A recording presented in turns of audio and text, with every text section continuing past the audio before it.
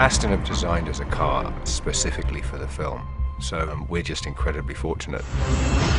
Aston have an ongoing relationship with Bond. They're incredible. They've been totally collaborative, and they've created the DB10. We've got 8 Astons in all to play with. We've got our hero Aston Martins, which are just pristine for Daniel to get in and out of. We've got 2 stunt cars which will be doing the high-speed drifting and the jump scenes. We're going to develop 2 into gadget cars. I haven't had the chance to get behind the wheel yet, but Gary Powell and his stunt drivers have been putting them through their paces. They're specially built for this film. The bodywork's been completely changed, the interior's been completely changed, so it's pretty unique really.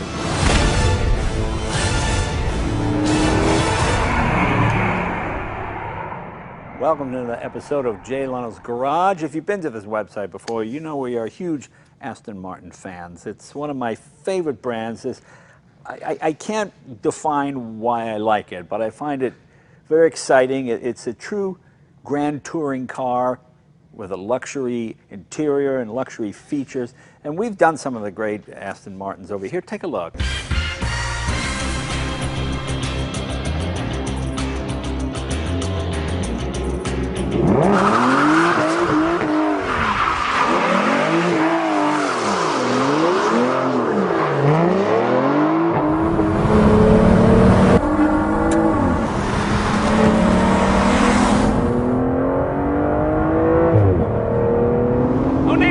I love this.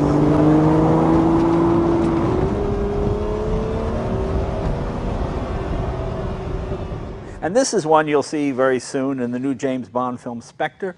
This is a car designed specifically for James Bond. I don't know many agents that get a car designed specifically for them.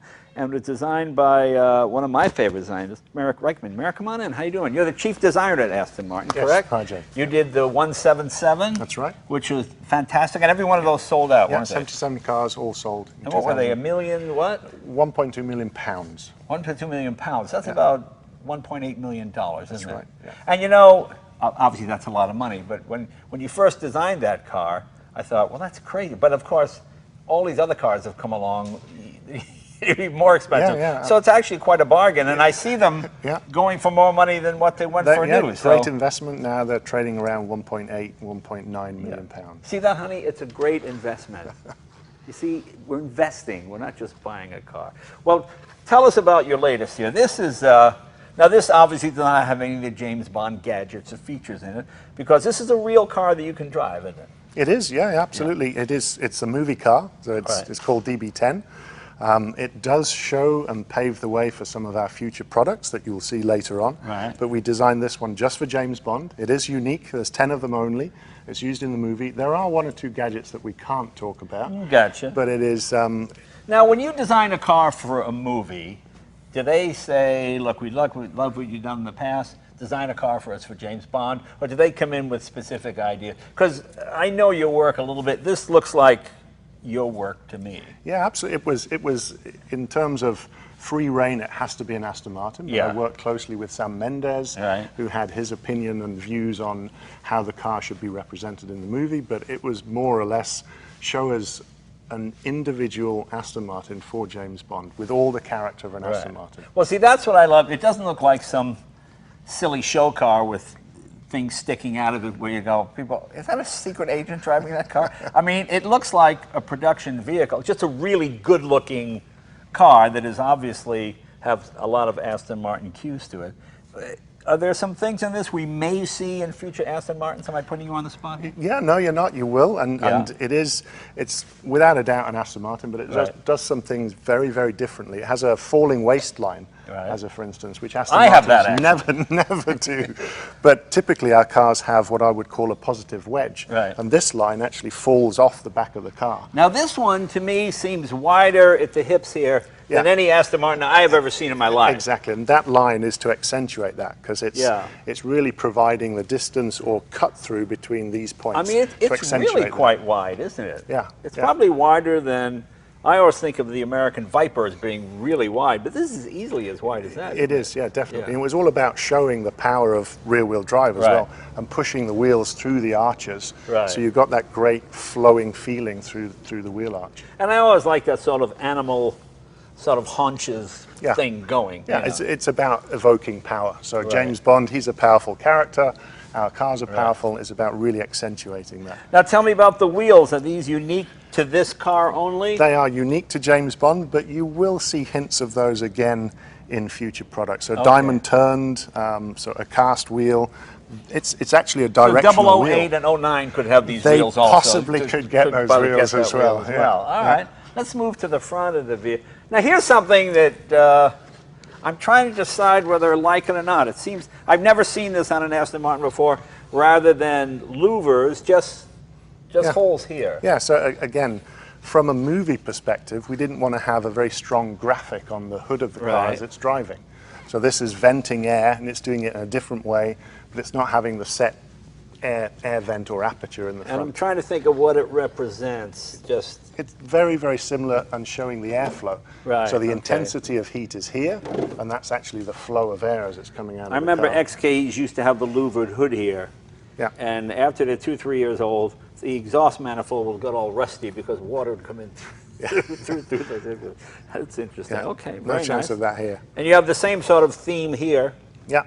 So that same line from the back coming all the way forward, accentuating the power at the front and pushing the arches out. So again, you've got very, very powerful Now, front is this haunches. a front end that could be European or American legal? Does this sort of have a crush zone in it? Yeah, absolutely. So it is. we've designed the car thinking about future production cars as well. So because I always thought when they come out with like the 5-mile-an-hour bumpers that you were supposed to hit something at 5 miles an hour. It would damage the bumper, but not damage the actual car. But this would be legal then, wouldn't it? Absolutely. So that would pass all the legals, pedestrian impact. impact. That's good to know. And again, very different face for us. This is very much like a shark. Yeah. So you don't typically see the grille until you're head on to the car, so it's all in shadow. Well, that's what I love now. You have a concept car that is actually drivable, because a lot of times when you go to shows and you see movie cars, it's just a big block of wood under here or something just to make it doesn't really move. But this is a real car, isn't it? It's a real car. All the stunts in the movie are done with these cars, are real cars. Has a 4.7 litre V8 under the hood. It's 420 horsepower. It's capable of 190 miles an hour. So it's a real car. Now, is it more fun designing a car for James Bond than just doing a regular one? Did you have kids? Yes. Now, is Daddy cool because he designed the name? Yeah, he was pretty cool before. Now he's pretty really red hot. So now you tell your kids, I'm sorry, it's a secret agent thing. Yeah, absolutely. You can't tell them what is in. Even your own children, you can't disclose what it is. Oh, it's fantastic. It really looks great. Yeah, and I think it probably is one of the most fun things to do, is developing and designing a car for a fictitious character. You know, someone who is, he's one of the best spies in the world. Right. So. And the fun thing is, initially it looks like a big car, but I don't think it's any bigger than a 911, is it? No, it's because to me about that's always the overall, perfect size. overall But it seems like it should be. Yeah. And of course, this here. I always tell people, I always meet people who think they can design a car, and I always tell them, draw this arch here around the window and back and make it look attractive. And most people can't. It just looks odd. They don't really appreciate the skill that designers have, because you make it look easy. You go, oh, it looks great. But try and draw it yourself, you know, and it's almost impossible. And that line you mentioned is so important, and where it points and how the arc has the tension in the car as well. I'll show you what time. Just here, just freehand, try to draw that and see what yours looks like. Mine is like, I'm sorry, I'm not a car designer. And of course you have the hidden... hidden till used. And these carbon fiber here? Yeah, so carbon fiber. The whole car is a carbon fiber. So it's a carbon fiber body sitting over a bonded aluminium chassis. So when you design a car like this, do you design it first and the aerodynamics come into play second, or? It's about the same time. You've got to be working together with the aerodynamicists. Right. And we work very, very closely in terms of airflow, the outlets of air, exiting air, the height of what I call the ducktail. So this area here to get the downforce at the rear, even the rear diffuser and how far out that comes for downforce in the rear. Actually, this is sort of reminiscent of the DB5. Yeah. It had the bit of a cam back in it, like that. Yeah. Yeah, and that effectively is a cam tail. Yeah. If you took that line down, that's our cam tail. Now, does that license plate mean anything? That's the license plate for James Bond in this movie. Because you don't want to have 007 as your license plate, but then the bad guy would go, I wonder which car is Bond's. Oh gosh, I wonder if it's that one. Very nice, and obviously 4-wheel disc brakes and all that. Yeah. So carbon ceramics all Can we round. take a look at the interior? Absolutely. Okay. To me, this is where Aston Martin always really excels.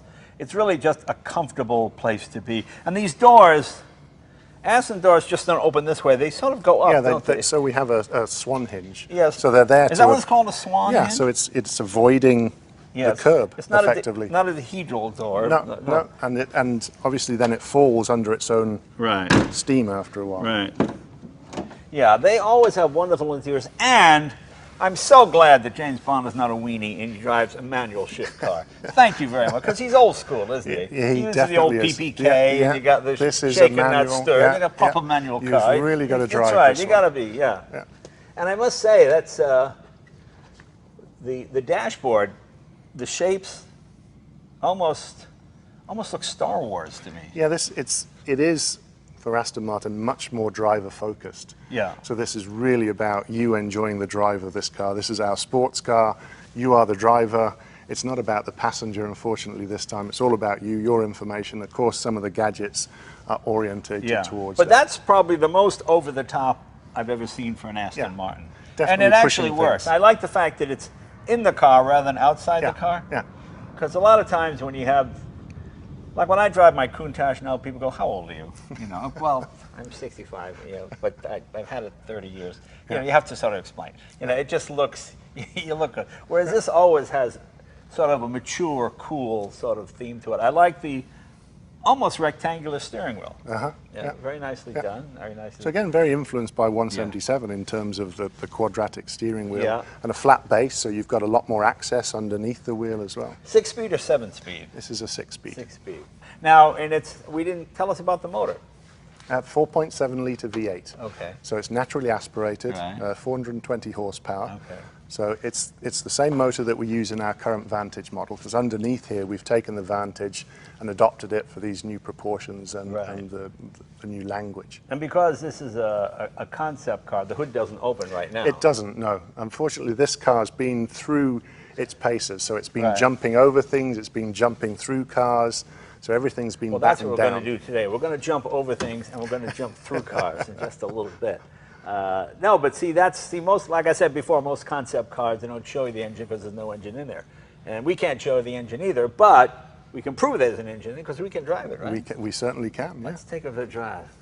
Let's go for a ride, Pouchet. And Aston still sells manual shift cars this year, right? Yes. Yeah. And we will replace, so the new generation of Vantage will have a manual option. Yeah, I because think we see it fantastic. as a huge, you know, particularly in this market, we've had so many customers saying, please make a manual. Yeah. I mean, sight lines are fantastic on the car. Yeah. So many cars have these enormous A-pillar, and I'm always doing this. Yeah. Is there a kid in a bicycle right here? But it doesn't bother me. It seems to be further back enough. So. And you obviously haven't got the cheetah, so normally there's a big black panel Right, there. yeah. And so because we've attached this to the base of the A-pillar or the body, so it's not actually attached on the end of the door. Yeah. It's funny, obviously, in setting the car up, because it's a wheelbase and a track and a proportional relationship that we don't know, but we only had 6 months to create the car, and it had to perform incredibly well. And the guys in the workshop did such a good job that the main complaint from the stunt drivers was that they couldn't get the car to release traction. So even without the traction control off, it was still incredibly sticky. So we had to work with Michelin to get a set of quite hard tyres that would work to get the car to move around, the off traction.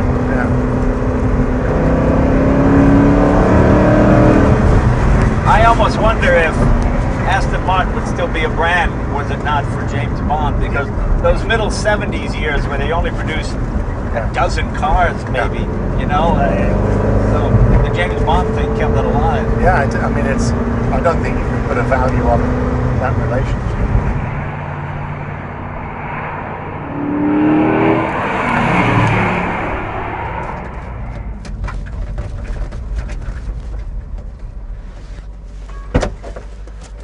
don't know if I'm sweating because Spectre's following us or because the windows don't roll down. This is a pre-production car. It's just a show car. There's no air conditioning. There's no electric windows. It's 100 degrees. It's hot. Oh, it's a bit hot in here, but that does not take away from the chance to drive it. Even add another 100 degrees, it would still be a thrill to drive the actual car used in the J-Bone. Merrick, thank you very much. You're welcome. Keep up the good work. Thank you. The movie comes out. The movie comes out pretty soon, doesn't it? 6th of November in the US. 6th of November the movie comes out. So I'm going to see it because I can say, by the way, I actually drove that car. So how cool is that? So you'll see all the features it has. I don't want to show off and set it off right now, but thanks for watching, you guys. We'll see you next week.